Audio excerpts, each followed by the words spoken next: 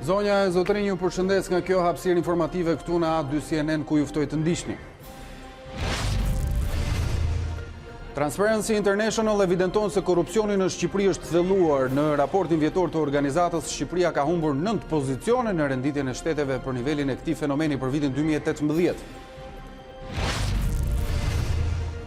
30 zyrtar apo kandidat për poste drejtuese që janë verifikuar nga autoriteti dosjeve rezultojnë si ish bashkëpunëtor të sigurimit. Për rastin Sheshi, Gentiana Sulaj hedh poshtë çdo pretendim për politizim.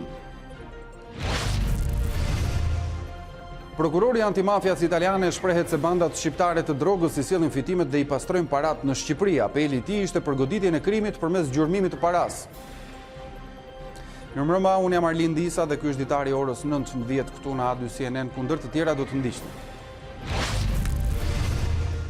Katri Veseli kërkon që taksa për mallrat serbe të pezullohet për 120 ditë, por kjo kundërshtohet fort nga Ramush Haradinaj, që thotë se edhe nëse do të zhvilloheshin zgjedhje të parakohshme, taksa nuk hiqet. Theresa May dorëzohet përballë presionit të deputetëve britanik dhe njofton negociata të reja me Brukselin për Brexit. Ajo kërkon ndryshime për çështjen e Irlandës së Veriut, por Bashkimi Evropian nuk bën lëshime. Në orët e fundit të merkatos së futbollit, flamurtari zyrtarizoi Xhevair Sukajin si zvendësues të kapitenit të larguar, ndërkohë në pankinën e luftëtarit merr detyrën si trajner Julian Ahmataj. Për ekipin Gjirokastrit priten përforcime deri në 31 janar.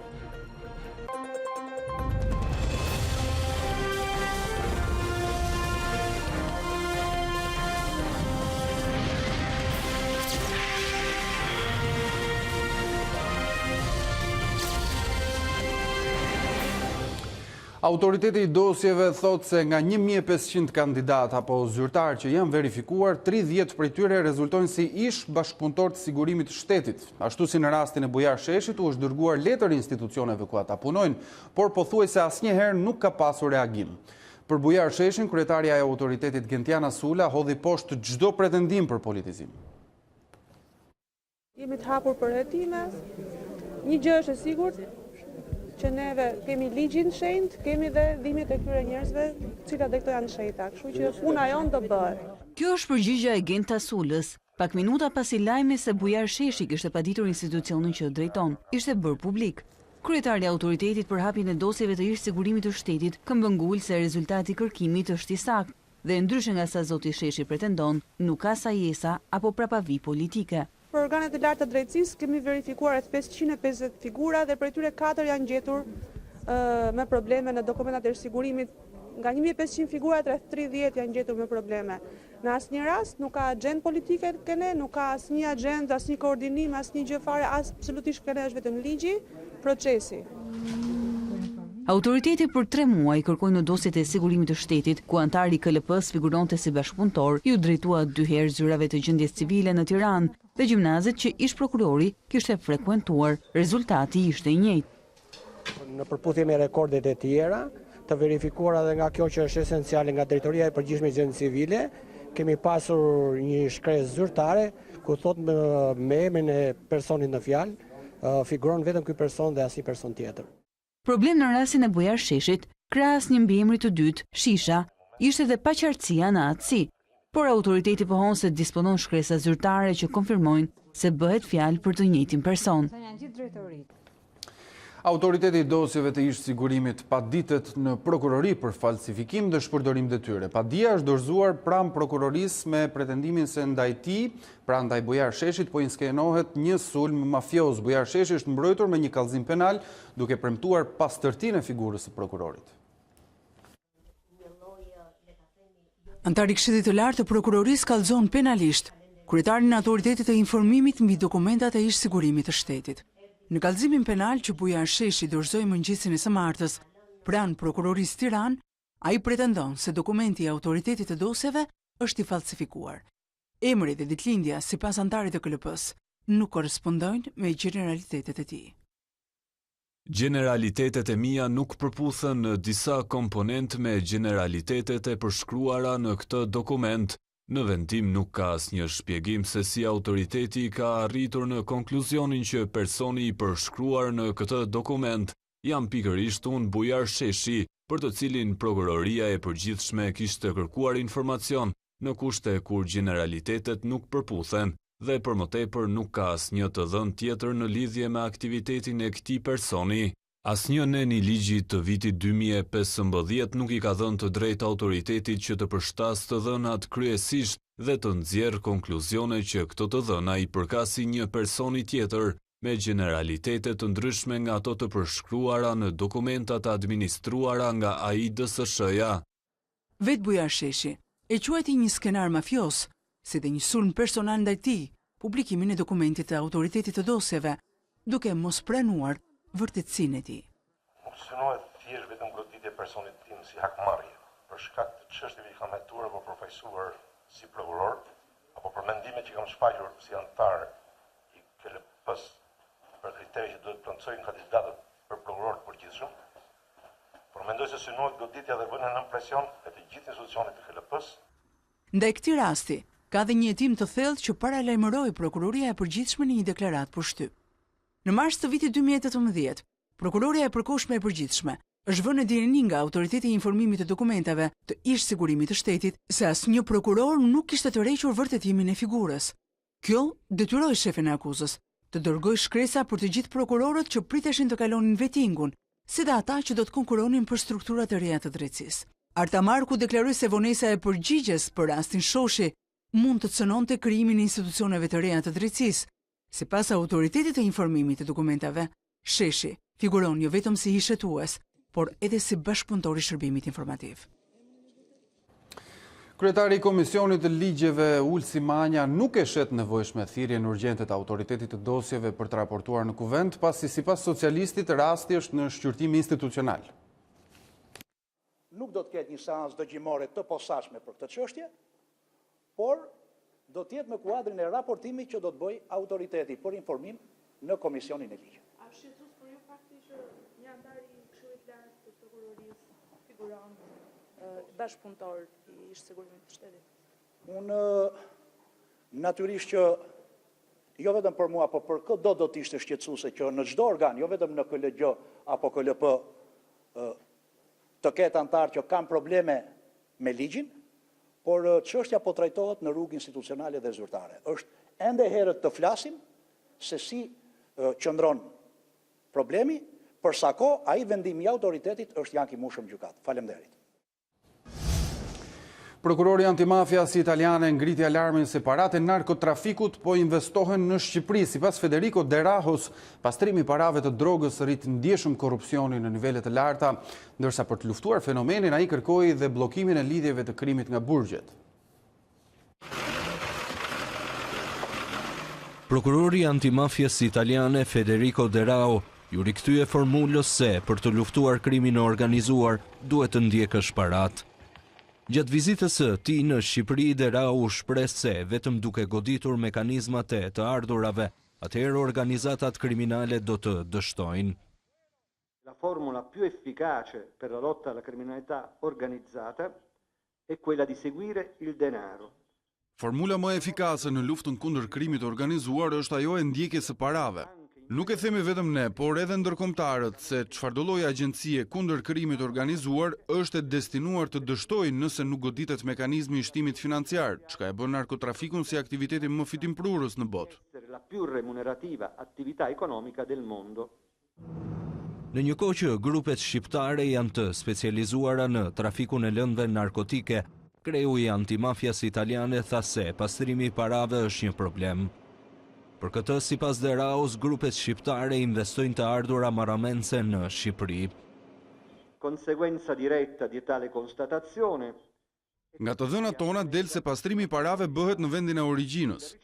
Paratë e narkotrafikut më së shumti investohen atje dhe në rastin e grupeve kriminale shqiptare në Shqipëri.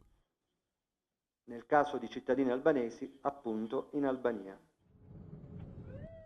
Por paratë e krimit në vendin e origjinës sjellin dhe rrezikun e korrupsionit, i cili shkon deri në nivele të larta. Il pericolo denunciato è concreto e l'allarme lanciato è perfettamente condivisibile. Rreziku i denoncuar është konkret dhe për shkak të lidhjes së ngushtë mes riinvestimeve të jashtëligjshme dhe korrupsionit. Kjo për shkak se grupet kriminale kanë të ardhurat të mjaftueshme dhe diçka e tillë lehtëson marrëveshjet korruptive. sidomos në rastet kur investimi i paligjshëm tenton të futet në ekonominë ligjore. Mendoni se sa korrupsioni mund bëjë subjekte të tilla të cilët arrin të hyjnë dhe në nivelet më të larta të administratës publike dhe politike. Di queste nella politica e nell'amministrazione pubblica, sia locale che nazionale. Prokurori antimafjes tha se një tjetër hap që vendi duhet të ndërmarrë është dhe bllokimi i lidhjeve që krerët e grupeve të strukturuara që janë në burg kanë me jashtë.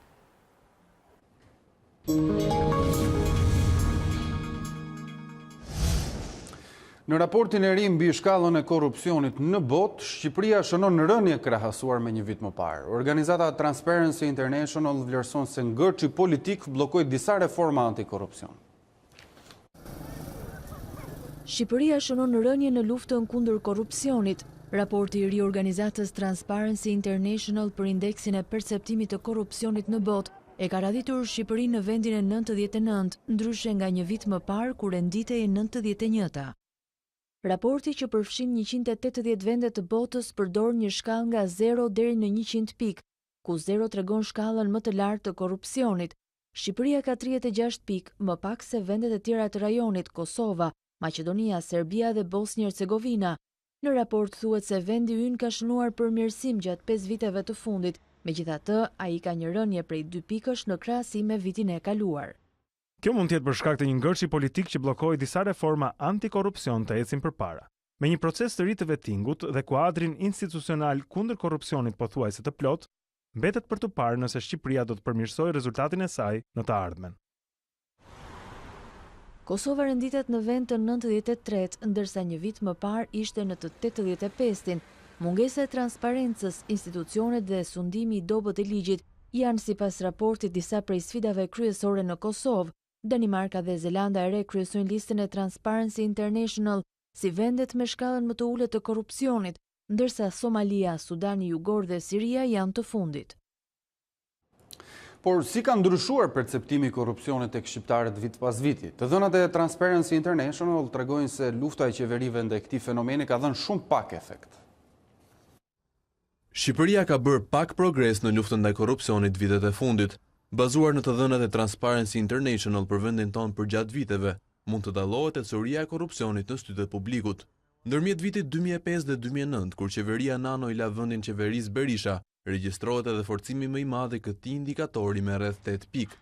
Me shtimin e partnerit LSI në koalicionin qeverisës, ky tregues ra let për të rritur sërish më pas me 7 pikë për gjatë qeverisjes Rama-Meta. Ndërkohë që primari sa timonit i vetëm në krye të qeverisë nga Rama, korrupsioni ndihet më i theksuar nga qytetarët, siç duket edhe nga grafiku. Aktualisht Shqipëria ka një nivel korrupsioni të barabartë me vende si Bahreini, Kolumbia, Filipinet, Tanzania dhe Tajlanda, duke u renditur të fundit në Europë.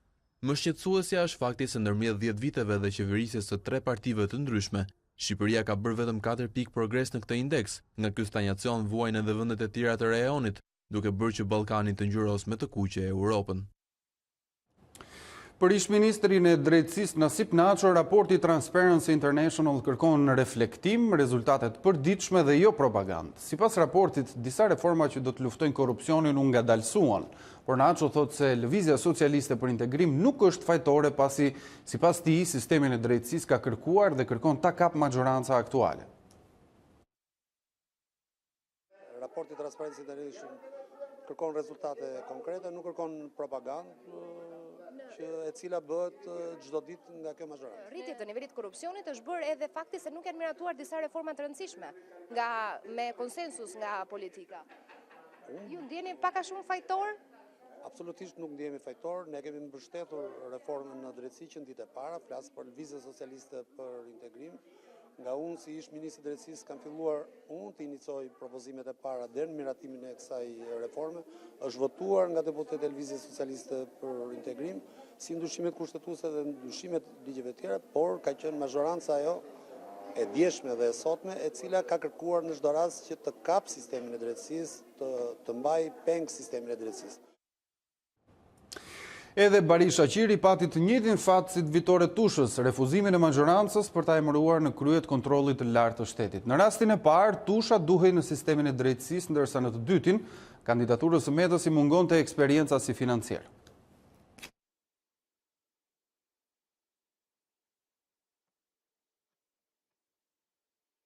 I gjithë ky jetëshkrim i Barisha Qirit duket se nuk e ka bindur mazhorancën që ta çojë atë në krye të kontrollit të lartë të shtetit si një kandidaturë e presidentit Ilir Meta. Nuk rezulton që kandidati gjatë gjithë karrierës së tij të ketë përvojë profesionale në fushën financiare dhe veçanërisht në çështjet e auditimit të jashtëm. Vetë Barisha Qiri prezantoi objektivat nëse do të ishte i zgjedhuri në krye të kontrollit të lartë të shtetit. Busulla orientuese e veprimtarisë së institucionit do të jetë kushtetuta e Republikës së Shqipërisë. Kuadri ligjor që rregullon të gjithë fushën e veprimtarisë së KLSH-s, si dhe standardet më të mira ndërkombëtare të Intersite dhe RSI. Ky është rrëzimi i dytë që i bëhet dekretit të presidentit për këtë vend vakant, një pozicion i rëndësishëm në institucionet shqiptare. Kush është pro dekretit të presidentit? Kush është kundër dekretit të presidentit? Komisioni në takën që jep ligji rrëzon dekretin e presidentit dhe Ky ishte vendimi që mori Komisioni i Ekonomisë dhe Financave në Kuvendin e Shqipërisë, por vendimin final pritet ta marrë Parlamenti me votë këtë të njëjtën në seancë plenare. Nga Komisioni i Ekonomisë për A2 CNN, Marcela Karapanço.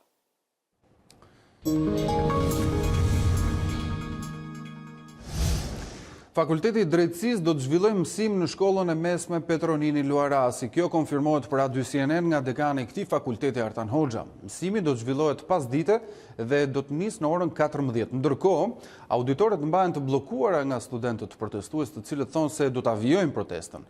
Të tjerë studentë ndërkohë po përgatiten për krijimin e një partie të re. Kështu e ka nisur protestën e së martës studentët e ngujuar të drejtësisë. Disa në kore, të tjerë në dirigjim, për minuta me radhë kanë kënduar këngë patriotike. Thonë se do të vjojnë ngujimin në fakultete dhe pse fillimi mësimit në një ambient tjetër, rrezikon ta shuaj protestën. Kjo është godina këtu do jenë godinë e rezistencës, një godinë që cila do nxjerrë një ligj të ri për arsimin e lartë, një godinë që do nxjerrë firma, do nxjerrë një peticion për të rrëzuar këtë ligj që kemi momentalisht. Ndërsa grupi studentëve që kërkon mësim, thotë se protesta e ka arritur qëllimin. Tashmë presin vetëm për caktimin e vendit ku do të zhvillohet procesi mësimor. Po presin vetëm me emrin e gjimnazit ku do shkojmë dhe do fillojmë mësimin normalisht mbas ditëve. Dhe jemi shumë ngatshëm për mësim, si do qoftë par ditë mbas dite, thjesht të mos humbim akoma mësim. Ndërkohë, të tjerë student po organizohen për krijimin e një partie rinore, e quajtur Shpresë për Shqipërinë. Kemi përfaqësues në gjitha universitetet, në gjitha shtresat e njerëzve nevojë. Kemi edhe në emigrant, do më thënë kemi përfaqësues, jemi në organizimin. Ende nuk ka drejtues për këtë nismë të re politike, por as entuziazmin që pati protesta e studentëve në fillimet e saj. Ndërkohë studentët e Universitetit të Arteve ju rikthyen auditorëve. Disa prej tyre pohojnë se ka nga ata që bojkotojnë mësimin, ndërsa të tjerë tregojnë pse u rikthyen në mësim. Shumë prej këtyre studentëve një muaj më parë ishin në radhët e para të protestës. Dikush stolli muzikën e një lëvizjeje, e një tjetër shprehet apo imazhet që kundërshtonin tarifat dhe ligjin e arsimit. Sot në këtë universitet gjithçka i është kthyer normalitetit. Tani ka filluar normalisht mësimi? Po, ka filluar normalisht. Ka nga mungesa. Pa mungesa. Pa marrin e mungesave, po. Unë di që s'janë marrë mungesa. Në klasën time nuk ka asnjë student që bojkoton, janë gjithë në mësim për shkak se pezullon me mungesa. Unë të klasës time kam në klasë, ja shoku tjetër po mpret, aty jemi gjithë në mësim. Sa von ruam. S'kisha mësim? Janë bojkotuar orët? Jo. Në klasën tënde vinë gjithë? Po. Merren mungesa? Jo. Studentët e artit vijojnë normalisht mësimin, edhe ata që ishin për ditë të tëra me turmën. Si ishin i bojkotin? Parëndësishëm deri diku, po kanë kërkesat e tyre, unë jam i kënaqur për veten time. Pse u tërhoqe ti nga protesta? Isha më shumë për të mbështet shokët e shoqet. U vak shumë, nuk është sa vetëm mundore, kupton? Jo, nuk kam hequr dorë, thjesht po pres që të shikojnë si do shkojnë gjërat. Mendoj se është thirrë në një çështje politike? Kish mendimin, nuk e di. Të gjithë pranojnë një zëri se pedagogët nuk kanë ndërhyrë në vendimin e tyre. Jo, në asnjë thirrje. Jo, ka qenë më kanë të lirë. Thjesht na kanë thënë bëni atë që mendoni është më mirë për ju. Në këtë universitet, të gjithë studentë dhe pedagog përpiqen të mos humbasin së paku orët e praktikave në sallat e muzikës apo ateljet e pikturës. Pas kavajës, kreu i Partisë Demokratike u ndal në Shkodër, në turin që po u paraprim protestave të shkurtit, Lulzim Basha po takon kategoritë ndryshme, nga tregtarët tek të rinjt, duke u bërë atyre thirrje për bashkim. Opozita kërkon largimin e kryeministrit Rama dhe një qeveri tranzitore që të përgatisë vendin në zgjedhje të lira. Shkodra ka qenë ndalesa e dytë e turit në rrethe që kryetari i Partisë Demokratike Lulzim Basha po zhvillon me qytetarë për t'i paraprirë protestës opozitare të 16 shkurtit. Kryedemokrati e nisi ditën me takime me tregtarë të lagjes Zdrale në Shkodër, të cilët u ankuan për taksat e larta dhe rënien e shitjeve, që sipas tyre po i çon drejt falimentimit. Ftesa e Bashës ishte për rrëzim të qeverisë.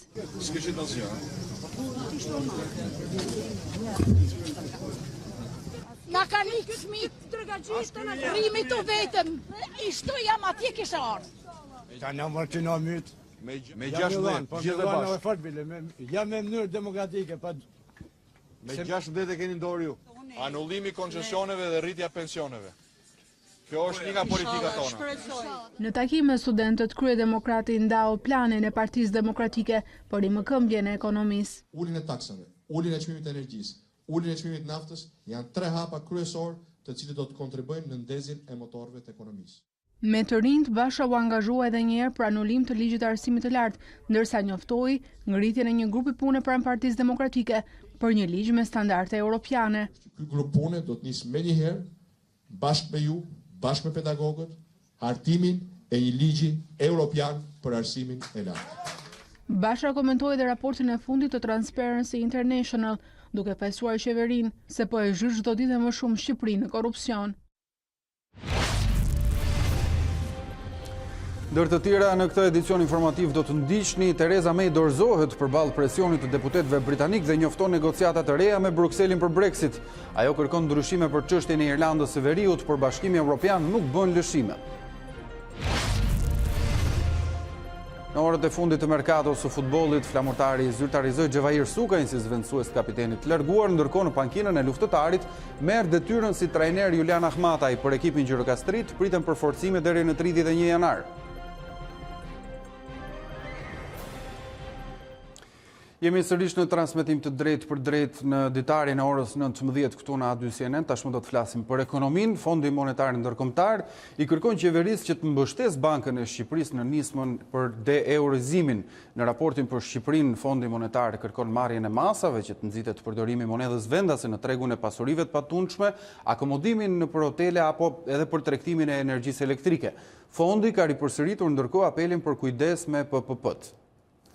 Fondi Monetar Ndërkombëtar i kërkon qeverisë shqiptare që të marrë masa për të ulur përdorimin e euros në ekonomi, teksa ka mbështetur nismën e Bankës së Shqipërisë për deeuroizimin. FMN ka dalë me një kërkesë të qartë për ekzekutivin. Në raportin për Shqipërinë theksohet që ndërkohë që deeuroizimi mund të mbështetet nga masat administrative të qeverisë për të nxitur përdorimin e monedhës vendase, për vendosjen e çmimeve dhe pagesën e mallrave të patregtueshëm, ku përfshihen pasuritë e patundshme, elektriciteti, akomodimi në hotele e të tjerë. Në raportin për Shqipërinë, FMN ka ripërsëritur apelin për kujdes ndaj partneritetit publik-privat, duke nënvizuar risqet që ato kanë për buxhetin e shtetit. Fondi Monetar nënvizon se angazhimi i projekteve infrastrukturore përmes PPP-ve ka rezultuar në rritje të detyrimeve potenciale, ndërkohë që kontratat janë të hartuara dobët dhe mund të pengojnë eficiencën e investimeve publike. Kryeministri i Kosovës Ramush Haradinaj tha se taksa kundër Serbisë do të qëndrojë në fuqi edhe me rrëzimin e qeverisë së tij, duke replikuar me aleatin qeverisë Kadri Veseli, i cili kërkoi pezullimin e tarifës tregtare. Ai tha se Shtetet e Bashkuara nuk janë kundër kushteve të tij. Sa i përket prishjes koalicionit dhe shkumjes në zgjedhje potenciale, i bën që taksa mbetet deri në qershor atë gjithçysh. Se nëse shpallën zgjedhjet janë 45 ditë derisa të marrin, derisa të krijohet parlamenti në 30 tjera, konstituimi i parlamentit dhe qeveria do ditë. Kështu që hym verë. Pra po do të thonë bëj gati se hym verë me taksë. Ky ishte mesazhi i qartë që përçoi kryeministri Ramush Haradinaj pas kërkesës së aleatit të tij qeverisës Kadri Veseli për pezullimin e tarifës 100% për 120 ditë. Në një konferencë për shtyp, shefi i ekzekutivit të Prishtinës sqaroi se nuk i intereson nëse kërkesat e tij ndaj Serbisë i hapin probleme me dikënd. kushdo që ka probleme to, del kundër drejtës tonë dhe kushtetutës tonë që kemi. Edhe ne nuk kemi mirë kuptim për dikon që ka problem me këto kritere që i kemi nxjerrë aty pas. Muj me pas mirë kuptim. Atër i vjen tërhekja e njohjes realisht. Nëse dikush nuk të respekton ata që i vjen tërhekja e njohjes. Ndër të tjera, ai nënvizoi se Shtetet e Bashkuara të Amerikës nuk kundërshtojnë kushtet e vendosura ndaj Serbisë për heqjen e taksës. Kryeministri Haradinaj tha se tarifa duhet të përdoret si vlerë në negocim me Beogradin. Kryeministri Ramush Haradinaj ka dërguar një letër ambasadorëve të Kuintit, duke rreshtuar kushtet që duhet plotësohen në mënyrë që qeveria ta pezullojë taksën 100% ndaj Serbisë. Ai thotë se taksa do të hiqet nëse Shtetet e Bashkuara të Amerikës dhe Bashkimi Evropian do të mbështesin një konferencë ndërkombëtare për një marrëveshje gjithëpërfshirëse dhe ligjërisht të detyrueshme ndërmjet Kosovës dhe Serbisë. Shtetet e Bashkuara dhe Bashkimi Evropian do të japin zotime publike dhe të garantojnë që në konferencë nuk do të diskutohet çështja e kufijve, dhënia e kompetencave ekzekutive për Asociacionin e Komunave Serbe. Bashkimi Evropian po ashtu të angazhohet për liberalizimin e vizave dhe për vënien në jetë të marrëveshjes për energjinë.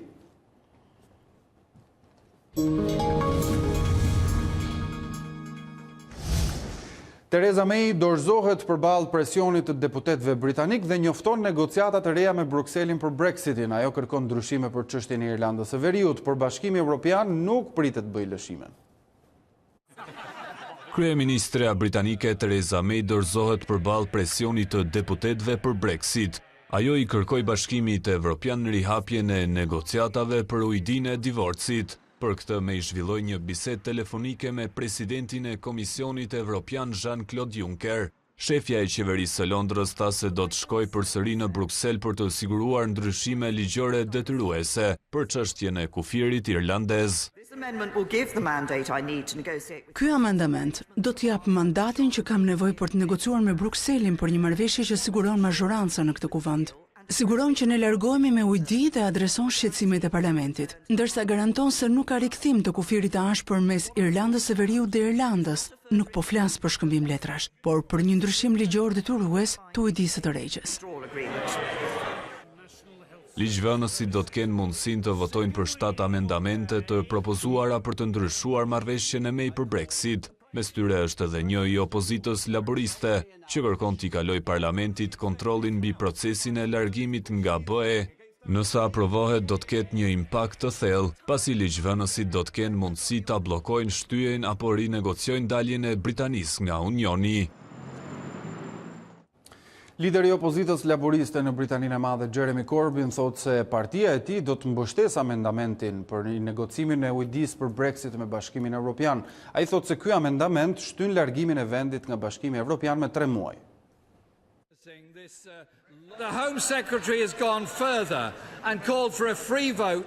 Ministri i Brendshëm bëri thirrje për vot të lirë në amendamentin e prezantuar nga anëtarët e këtij parlamenti. Laboristët do të mbështesin atë amendament, pasi largimi i pa ujdi do të dëmtonte ndjeshëm industrinë dhe ekonominë. Prandaj ministri i financave thotë se do të ishte e papërgjegjshme. Unë u them miqve të mi se me mbështetjen e atij amendamenti, ne po mbështesim një dritare të shkurtër prej 3 muajsh për të lejuar kohë për rinegocim. A short window of 3 months to allow time for renegotiation. Administrata Trump e shton trysnin ndaj presidentit Venezuelës Nicolas Maduro duke njoftuar sanksione ndaj kompanisë shtetërore venezueliane të naftës. Sekretari amerikan i shtetit tha se sanksionet do të ndihmojnë për ndëshkimin e përgjegjësve të krizës në Venezuelë dhe për mbështetjen e liderit të opozitës Guaido i vetëshpallur si president i përkohshëm. Kompania shtetërore e naftës është burimi më i madh i të ardhurave në Venezuelë. Këshilltari për sigurinë kombëtare John Bolton tha se sanksionet do të çojnë në ngrirjen e pasurive prej $7 miliard e do të ulin eksportet e Venezuelës me rreth $11 miliard deri në fund të vitit. Mes problemeve financiare dhe largimeve të shumta, klubi flamurtarit ka njoftuar zyrtarizimin e Xhevair Sukajt si përforcimin më të fundit në skuadër. Sukaj do të plotësojë repartin e sulmit, duke zënë vendin e lënë bosh nga braziliani Danilo Alves, i cili u largua pak javë më parë pas problemeve me administratorin Sinan Idrizi. Bomberi Shkodran është një emër i njohur në kampionatin shqiptar, pasi më herët ka qenë pjesë edhe e Vllaznis apo Partizanit. Së fundmi Sukaj u aktivizua me Laçin, por vetëm për një periudhë të shkurtër kohore, pasi pësoi që një dëmtim që e mbajti gjatë jashtë fushave të blerta.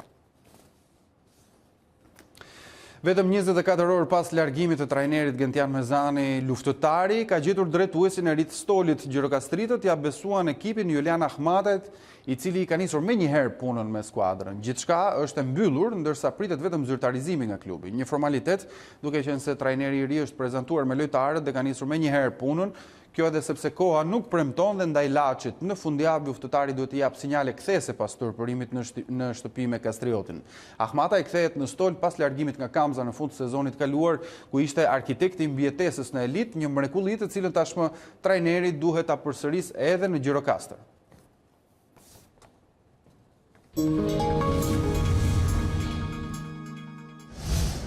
Mirë, tani do të shkojmë tek Tanja Porja për të njohur se si do të jetë moti në vijim. Përshëndetje të nderuar shikues të A2 CNN, jemi sërish së bashku për të njohur me kushtet e motit për orët në vijim, por edhe për ditën e nesërme. Orët e natës do të mbeten me rreshje të pakta në ulëtërsinë perëndimore, por dëbor të pakët deri mesatare do të ketë në lindje të territorit. Gjatë gjithë ditës së nesërme, moti vijon me kthjellime dhe vranësira të shpeshta, por rreshjet pritet të jenë të pakta dhe afat shkurtra, kjo deri në orët e mesnatës, ku pritet që rreshje me intensitet mesatar deri të lartë të shtrihen në të gjithë territorin shqiptar. Për sa i përket temperaturave për ditën e nesërme, ato do të ulen me 2 gradë Celsius në mëngjes, por edhe në orët e mesditës. Më e ndjeshme kjo rënje do të jetë në zonat lindore dhe kryesisht në verilindje të territorit, duke luhatur vlerat ekstremale nga -4 më e ulta në verilindje deri në 13 apo 14 gradë Celsius, maksimumi në ekstremin jugor të Shqipërisë. Por çfarë do të ndodhë në kontinentin evropian për ditën e nesërme? Europa nesër mbetet me rreshje shiu dhe dëbore në zonat perëndimore të saj, dhe në të gjithë Europën jugore do të ketë rreshje shiu dhe dëbore. Vijon situata të jetë problematike në 3 gadishullit jugor, gadishulli iberik, Apeninet edhe gadishulli Ballkanit. Për sa i përket temperaturave për ditën e nesërme, ato do të ulen në zonat jugperëndimore të Europës, por mezita ruan vlerat thuajse konstante, duke luhatur vlerat ekstremale ditore nesër në kontinent nga -16 deri në -18 me ulta gjatë mëngjesit në zonat qendrore, verilindore, por edhe në ekstremin verior të kontinentit, deri në 16 apo 17 gradë Celsius, maksimumi në Europën jugore dhe konkretisht në Portugali, por edhe në juglindje të Europës. Kjo ishte gjithçka e përgatitur në lidhje me kushtet e motit për ditën e nesërme në territorin shqiptar, por edhe tabloja kontinentale në përgjithësi. Bashkë mirupafshim. Mirë, shohim dhe njerë bashkë titujt kryesor të këtij edicioni.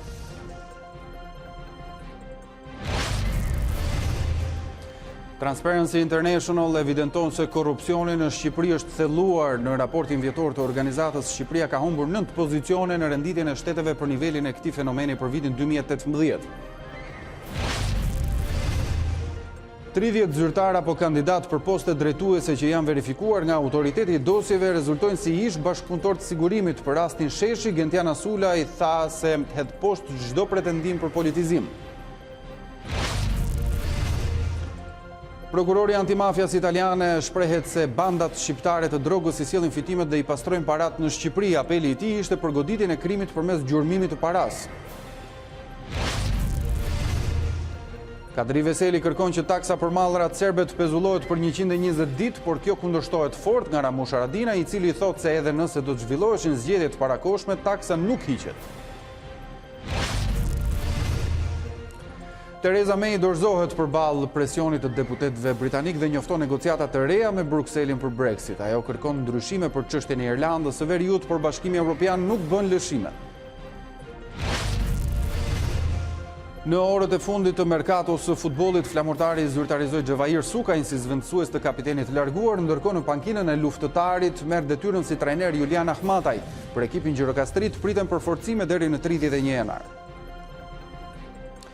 Me këto informacione ne kemi mbritur në fund të kësaj hapësire informative. Ishim në Ditari në orës 19 në këtë mbrëmje nga kryeqyteti dhe studioja qendrore e A2CNN këtu në Tiranë. Unë do t'ju falenderoj për vëmendjen me këto pamje të drejtë për drejta që ndiqni nga kryeqyteti në sfondin tim dhe ju kujtoj të klikoni edhe A2CNN, a2news.com, faqen tonë të internetit për zhvillimet fundit nga rajoni, vendi dhe bota. Bashkë mirupafshim.